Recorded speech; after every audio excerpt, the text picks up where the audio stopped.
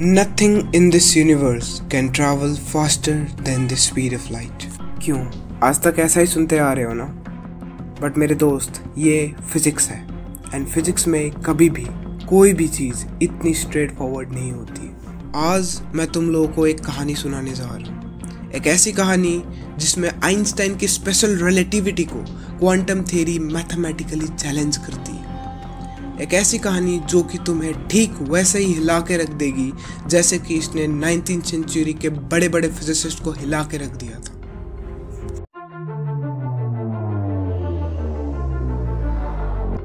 तो कहानी की शुरुआत होती है सन 1924 से। सन 1924 एक आम साल, बट एक फिजिसिस्ट के लिए ये साल कभी भी आम नहीं हो सकता, क्योंकि इस साल कुछ ऐसी थ्योरी पब्लिश हुई थी जिसने क्वांटम फिजिक्स की नींव रखी थी एंड जिसके बिना क्वांटम थ्योरी जैसी कॉम्प्लिकेटेड और इंटरेस्टिंग थ्योरी इस दुनिया में आ भी नहीं सकती थी। इस साल लुई डी ब्रॉय नाम के साइंटिस्ट ने फिलोसॉफिकल मैगजीन नाम के जर्नल में अपना बहुत ही इम्पोर्टेंट पेपर पब्लिश किया था।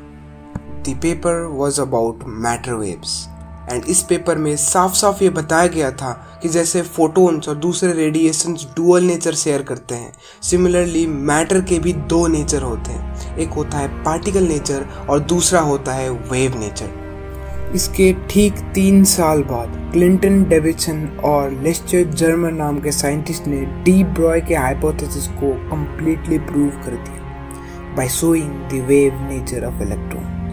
Now electrons are not only particles, they are waves also. So now the wave nature of matter is proved and is accepted worldwide. But मेरे दोस्त, मेन प्रॉब्लम तो आना अभी बाकी ही था। एंड जैसा कि मैंने वीडियो के शुरू में ही बोला था, ये फिजिक्स है मेरे दोस्त।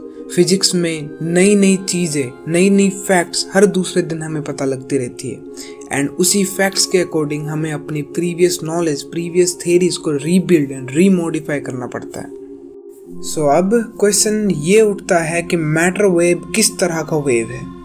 जैसे कि वाटर वेव में वाटर के मॉलिक्यूल्स ऑसिलेट करते हैं, फिर वाइब्रेट करते हैं, इसीलिए वाटर वेव्स बनते हैं। सिमिलरली साउंड वेव में प्रेशर का वेरिएशन होता है एंड इलेक्ट्रोमैग्नेटिक वेव्स में इलेक्ट्रिक एंड मैग्नेटिक फील्ड का वेरिएशन होता है। तो मैटर वेव में किस चीज़ का वेरिएशन होता है जिसकी वजह से मैटर वेव्स बनते हैं? अब आए पिक्चर में max born and max born नाम के साइंटिस्ट ने एक बहुत ही बढ़िया इंटरप्रिटेशन दिया मैटर वेव्स का। उन्होंने बोला कि matter waves are all probabilistic waves, जिसका मतलब ये है कि मैटर वेव्स से हम किसी भी एक पार्टिकल की प्रोबेबिलिटी इंटरप्रेट कर सकते हैं। एंड रही बात ऑसिलेशंस की, तो मैक्स बॉर्न हमें ये बोलते हैं कि matter waves are produced by the variation of wave functions. अब ये वेव फंक्शन क्या है एंड ये फिजिकली क्या रिप्रेजेंट करता है? Frankly speaking, wave function is just a mathematical form and ये फिजिकली कुछ भी रिप्रेजेंट नहीं करता। Wave function alone cannot represent anything physically, but the square of wave function represents the probability density of a particle. यहाँ तक सब कुछ hand to hand जा रहा था, सब कुछ बहुत ही बढ़िया तरीके से चल रहा था, बट अब आया सबसे बड़ा problem. The concept of matter waves was disproving mathematically the special theory of relativity. Actually, जब theoretically matter wave की velocity calculate की गई, then it was found to be greater than the speed of light.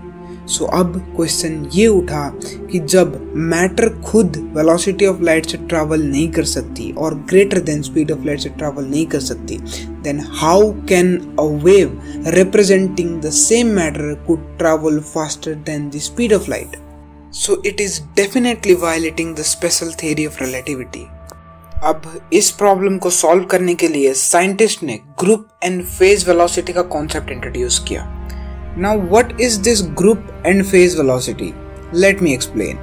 Actually साइंटिस्टों ने सोचा कि क्या पता मैटर वेव सिर्फ एक वेव से मिलकर ना बना हो, क्या पता मैटर वेव बहुत सारे वेव का एक सुपरपोजिशन हो, जिसका मतलब ये है कि क्या पता मैटर वेव बहुत सारे वेव के कॉम्बिनेशन से बनने वाला एक वेव हो।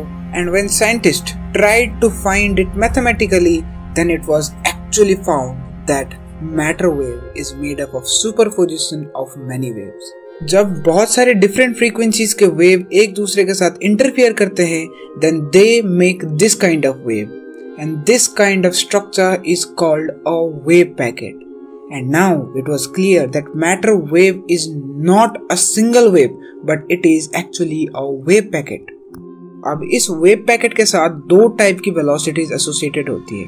एक वेलोसिटी जिसमें ये अंदर वाला पोर्शन मूव करता है, एंड दूसरी वेलोसिटी जिसमें ये बाहर वाला एनवेलप मूव करता है. यस, इस तरह के वेव फॉर्म में अंदर वाली और बाहर वाली वेलोसिटी डिफरेंट होती है, एंड द अंदर वाली velocity is called wave velocity और फेज वेलोसिटी, एंड इसी को हमने स्पीड ऑफ लाइट से ज़्यादा कैलकुलेट किया था.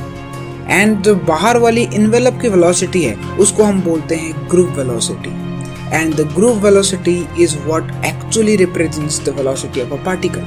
एंड फेज वेलोसिटी का कोई भी फिजिकल सिग्निफिकेंस नहीं होता है. And obviously, from some mathematical calculations, we can prove that the group velocity is less than speed of light. And to be more precise, ये group velocity equal होता है हमारे particle के velocity के साथ. जिसका मतलब ये है कि एक particle अगर move कर रहा है एक particular velocity v से, तो उसके साथ associated जो group है वो भी v velocity से ही move करेगा. So this was how the matter was solved. And अगर तुम लोगों को मॉडर्न फिजिक्स और डी ब्रोगली वेवलेंथ और क्वांटम मैकेनिक्स के बारे में और जानना है तो इन दो वीडियोस को तुम लोग क्लिक कर सकते हो. These videos are old but the value inside them is extremely helpful. तो मिलते हैं नेक्स्ट वीडियो में अगले टॉपिक के साथ. तो टिल देन टेक केयर.